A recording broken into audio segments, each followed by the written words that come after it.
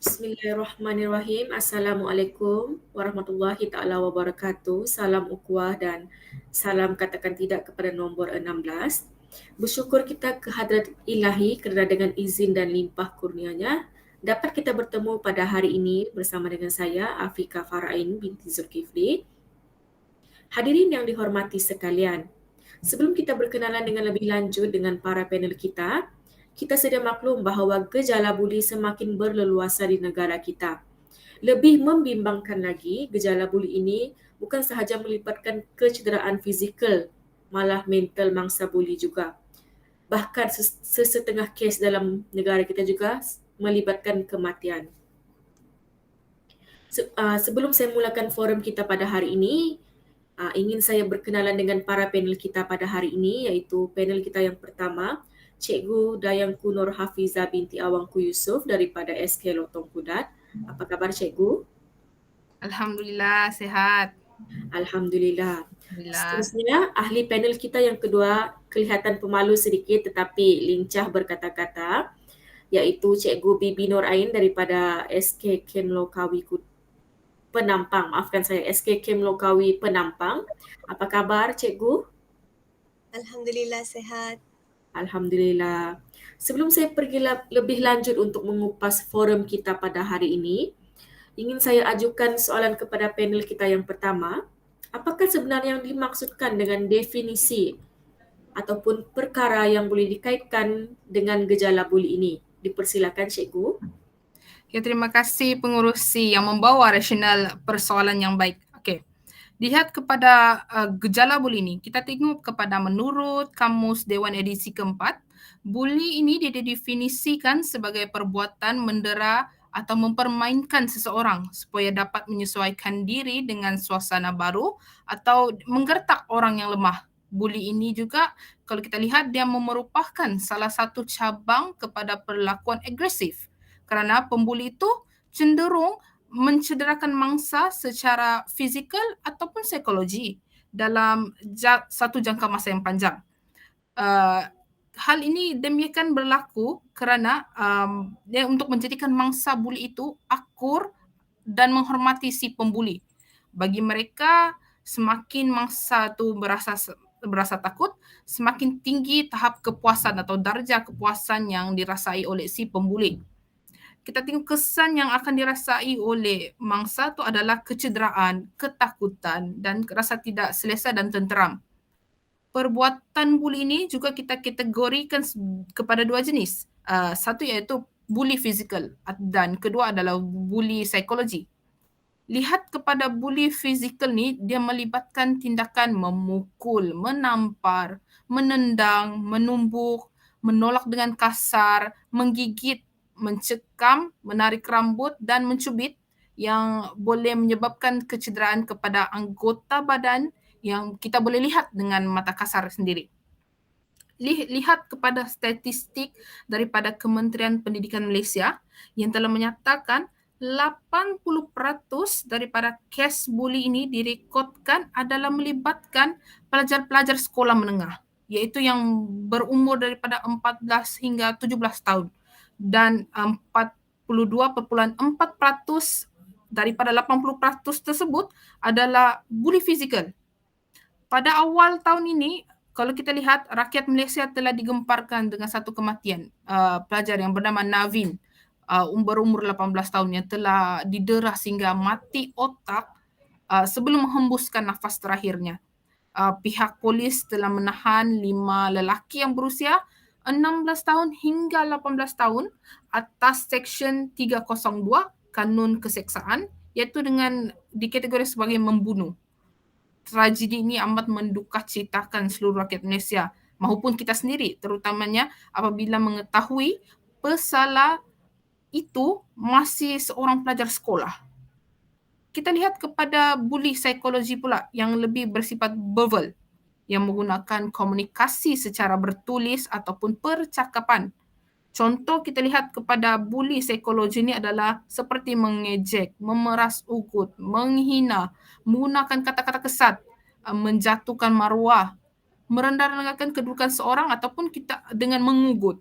Dengan kecanggihan teknologi zaman sekarang ni, bully psikologi itu telah berkembang kepada bully cyber, di mana pengguna menyalahgunakan internet dengan menghantar teks bagi tujuan menghina dan menyakiti hati seseorang.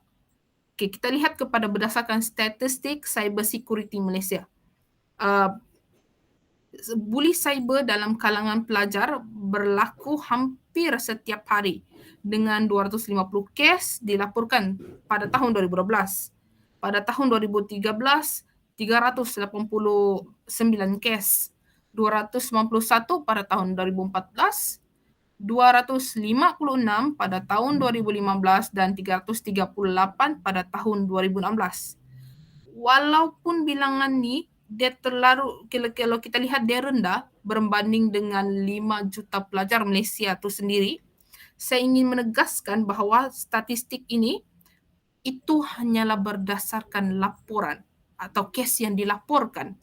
Namun sehingga hari ini masih tiada seorang pun yang didakwa atas kesalahan sebagai pembuli cyber. Walaupun kita di Malaysia sendiri telah mempunyai Akta Komunikasi dan Multimedia tahun 1998, di mana menurut Seksyen 223 berkenaan dengan pembuli cyber, boleh dikenakan tindakan jika disabitkan kesalahan, termasuk denda RM50,000 atau dipenjarakan selama tempoh tidak melebihi setahun, atau boleh kedua-duanya sekali. Hal ini demikian kerana kita lihat sikap pembuli itu bagai membaling batu sembunyi tangan. Jadi saya percaya bahawa kes bully ini kita boleh kurangkan jika kita mengambil pendekatan holistik, termasuk menangani masalah kesihatan mental yang melanda masyarakat kita pada masa ini.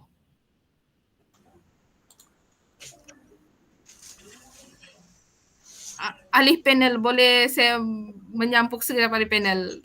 Rasanya tidak kedengaran suara. Ahli panel pengurusi kita. Nampaknya ada gangguan teknikal sebentar tadi.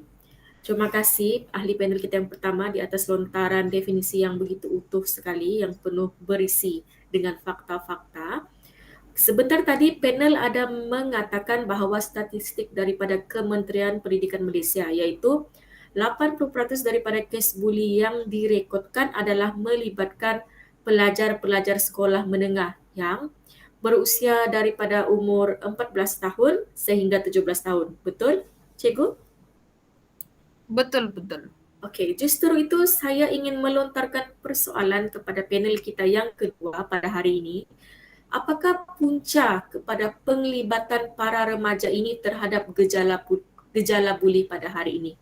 Dipersilakan, Cikgu. Okey, terima kasih pengerusi. Okey, seperti yang dapat kita lihat pada hari ini, kes-kes buli semakin bertambah setiap tahun, tidak kira orang dewasa atau remaja. Di sini saya ingin membicarakan sedikit bahawa punca-punca yang menyebabkan remaja melibatkan diri dalam kes buli. Salah satu punca membuli ialah pengaruh rakan sebaya, di mana remaja kini amat mengutamakan rakan sebaya dan lebih percaya bahawa rakan sebaya mereka berbanding ibu bapa ataupun guru mereka. Mereka percaya bahawa apa-apa yang dilakukan oleh rakan mereka adalah betul. Disebabkan remaja masih kurang matang dan gagal untuk membezakan baik dan buruk sesuatu tindakan, mereka akan melakukan sebarang perkara yang disuruh oleh rakan sebaya, termasuklah buli. Oleh itu, kebanyakan remaja akan mengikut rakan sebaya dan membuli orang lain. Selain itu, jika seseorang mempunyai kumpulan pembuli sebagai rakan sebaya mereka, mereka akan terdorong kerana diberi tekanan oleh pembuli-pembuli itu. Oleh itu, remaja tersebut akan terikut perbuatan rakan supaya dapat diterima oleh ahli kumpulannya.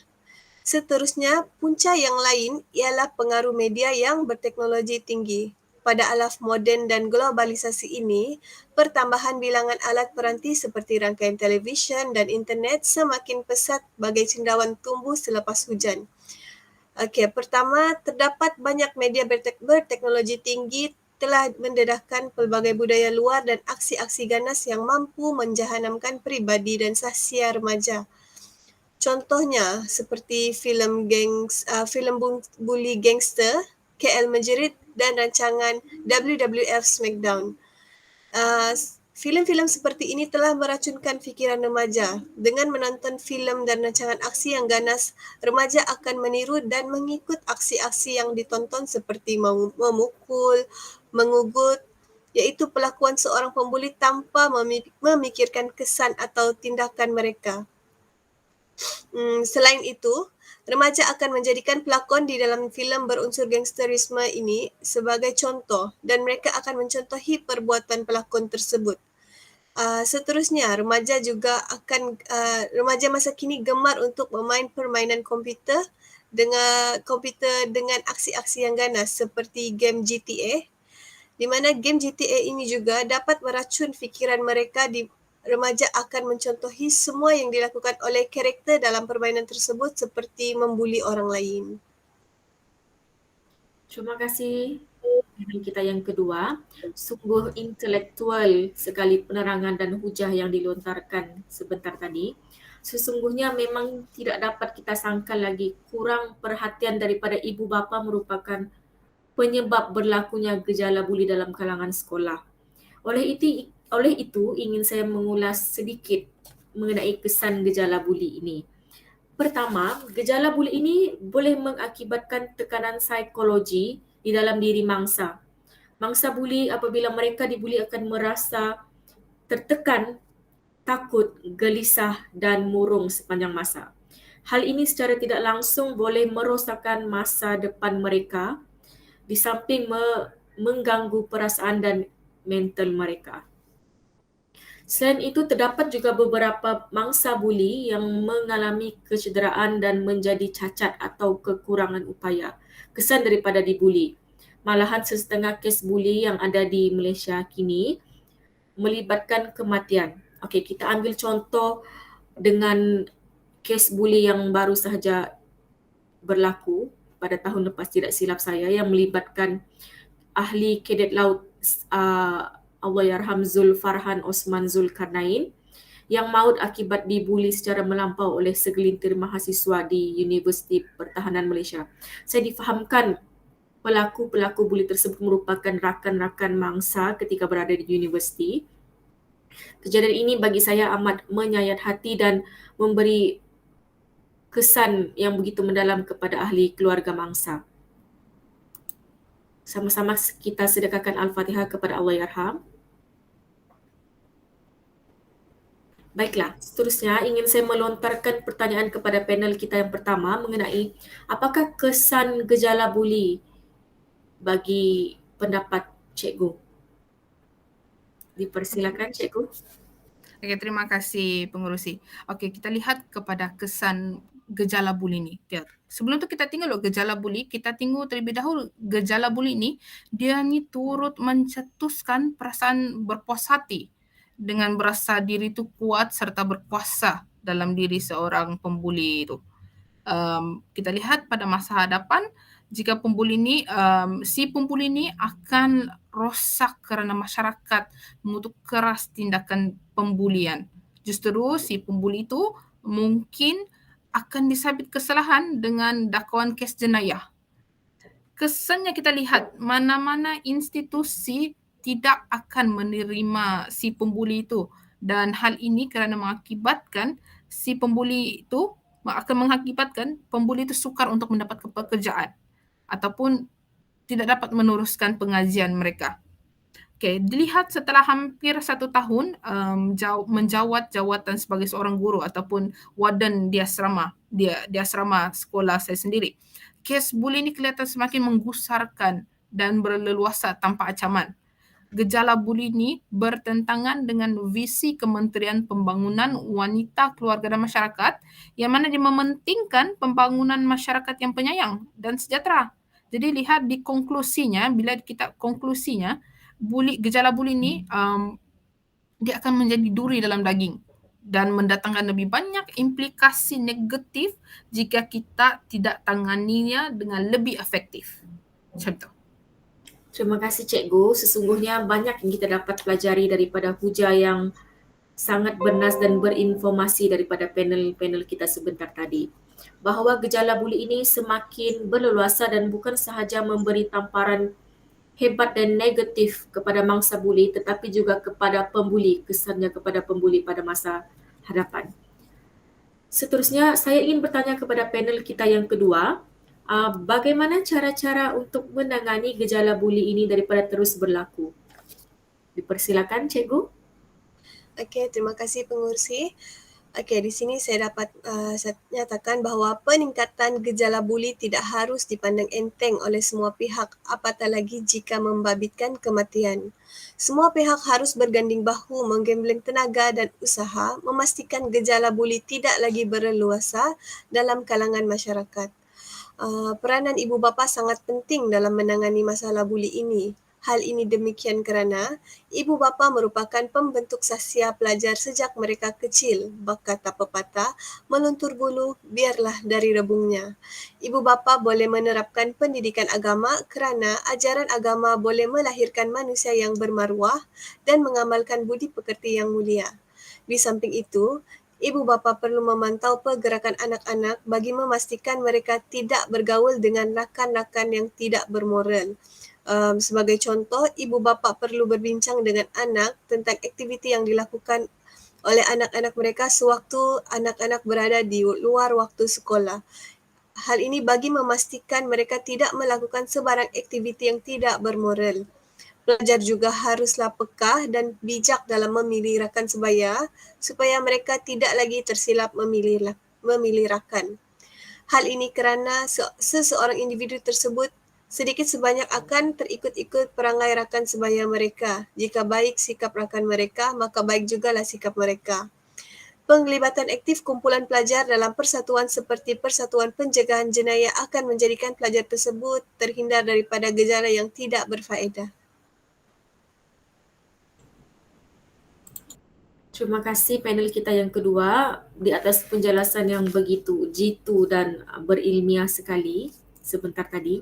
Daripada lontaran hujah yang diberikan oleh panel kedua kita sebentar tadi, dapatlah kita huraikan bahawa semua pihak, terutamanya ibu bapa, para guru, rakan sebaya, perlu bekerjasama untuk membendung masalah gejala buli ini, tidak kiralah di kawasan sekolah ataupun ketika berada di luar kawasan sekolah.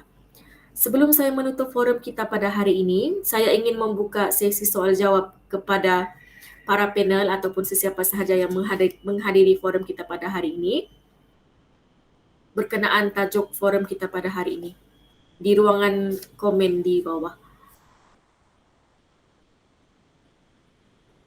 Okey, baiklah, nampaknya kita ada soalan pertama. Soalan ini berbunyi, apakah kesan yang akan dialami oleh mangsa buli selepas mereka dibuli? Saya buka soalan ini kepada para panel kita untuk memberikan pandangan. Dipersilakan. Okey, boleh saya berjawab pengurusi? Okey, boleh. Boleh. Cuba kita ulang soalan tadi, boleh pengurusi? Kita ulang soalan apa yang diajukan sebentar tadi? Saya bacakan semula soalan itu daripada Boleh. Okey, yang berada di ruangan komen di bawah. Soalan itu berbunyi, apakah kesan yang dialami oleh mangsa buli sebaik sahaja mereka dibuli dengan begitu tragis sekali? Dipersilakan. Okay. Salah satu yang boleh kita lihat kalau tragis, memang tidak lain tidak bukan kematian. Kematian yang kita yang ada pengurusi sebutkan tadi, Allahyarham Zul Farhan, seorang pelajar di apa ni? Universiti Pertahanan Islam. Universiti Pertahanan Islam. Dia dibuli secara tragis hingga melibatkan kematian. Saya sudah sentuh juga sebentar tadi, ada seorang pelajar bernama Navin, dia meninggal disebabkan buli sehingga mati otak ketika dia menghembuskan nafas terakhir dia disyaki mati otak. Itu kesan yang sangat yang kita sepatutnya tidak mahu terjadi kepada pembuli. Kesannya sangat tragis saya rasa. Kesan-kesan itu ke bawah kematian. Kalau dilihat kepada kes buli yang ringan, mungkin mereka cedera ataupun terluka kita boleh rawat, tetapi kematian kita tidak boleh rawat. Jadi saya rasa kesan itu tidak setimpal dengan denda ataupun apa yang dorang kenakan kepada si pembuli sebenarnya. Macam tu. Yang itu saya dapat lontarkan berdasarkan tajuk yang diberikan sebentar tadi. Baiklah, terima kasih panel kita yang pertama. Okey, saya ingin mengambil soalan yang terakhir yang diajukan dalam ruangan komen di bawah. Soalan ini berbunyi, adakah filem-filem yang disiarkan pada masa kini yang melibatkan aktiviti seperti bertumbuk, bergaduh juga merupakan punca pembuli-pembuli ingin mencuba sendiri aktiviti-aktiviti tersebut? Dipersilakan. Mungkin panel kita yang kedua boleh menjawab soalan yang diajukan sebentar tadi.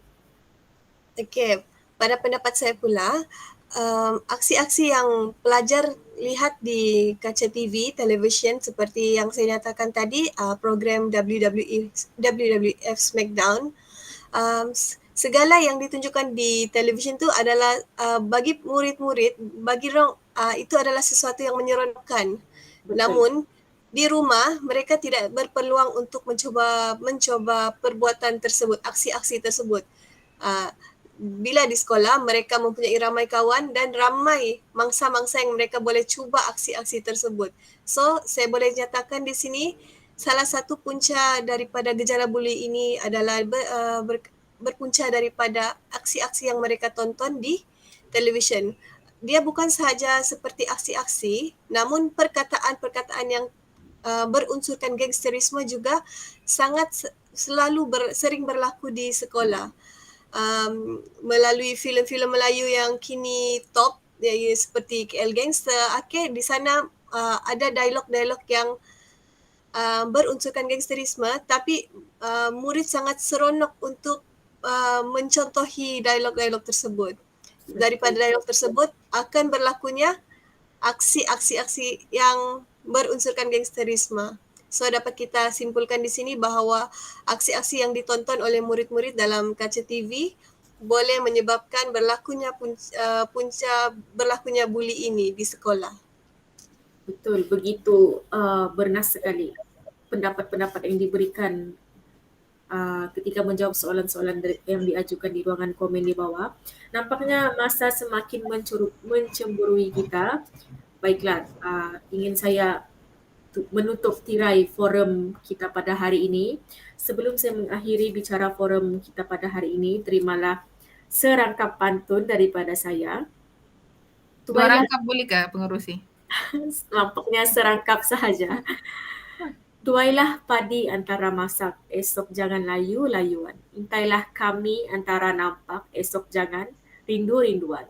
Sekian sahaja forum kita pada hari ini. Saya mewakili barisan panel kita pada pagi ini ingin menyusun 10 jari memohon maaf sekiranya kami terkasar bahasa dan bicara.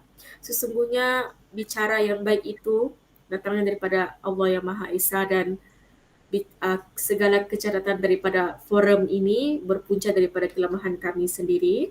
Saya akhiri forum kita pada hari ini dengan lafaz wabillahi taufik wal hidayah. Wassalamualaikum warahmatullahi taala wabarakatuh. Terima kasih. Assalamualaikum warahmatullahi wabarakatuh. Terima kasih. Waalaikumsalam warahmatullahi wabarakatuh. Terima kasih.